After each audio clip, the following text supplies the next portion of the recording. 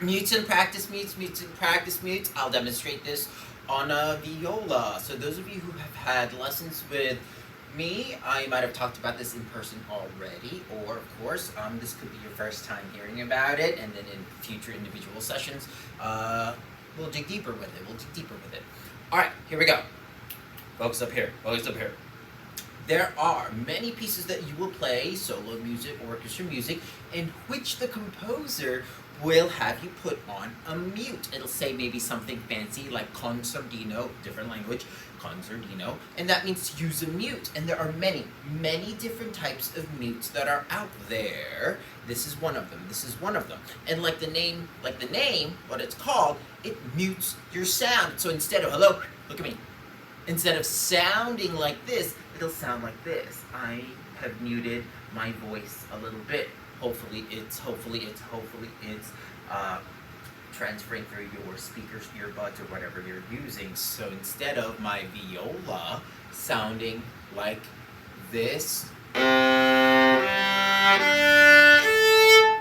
gonna mute it. I'm going to carefully put it on the bridge, of course. And there's many different styles, brands of mutes. Now listen to this. Listen.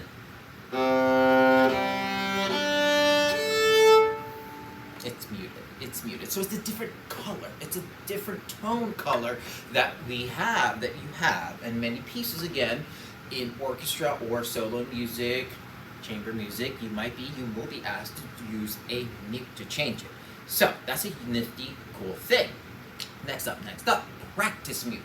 Practice mute, heavy duty. Look at this, heavy duty. Look at this. It's bigger. And so, let me carefully put it on my bridge.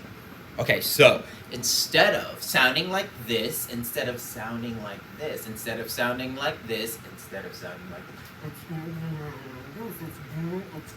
sound like this. So now my viola, with this practice mute on, here I go. That's what it sounds like. That's what it sounds like. And like the name of this thing, practice mute, I use it many, many times when I need to practice at 11 o'clock at night, when I need to practice at 10:30 at night, and I don't want to disturb people. So I use a practice mute. But those of you who have had lessons with me, take lessons with me, know that we use practice mute method as a play along, practice along.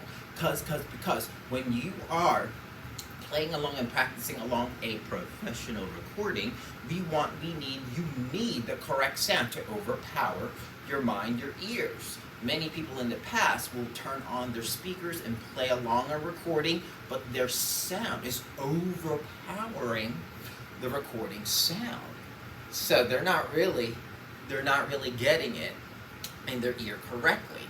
So let's try it out. If Etude, Suzuki Book 1 is in your repertoire, join me. If it's not in your repertoire, just play the open string G, staccato. So yeah, let's do it backtracking, why not? I'm gonna play my BOSE speakers behind me. And let me go through and play backtracking with intro. Here it is, intro.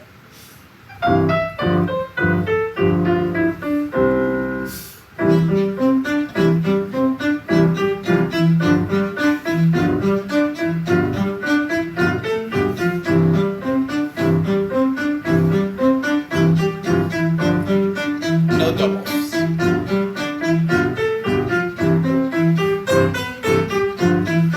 No doubles.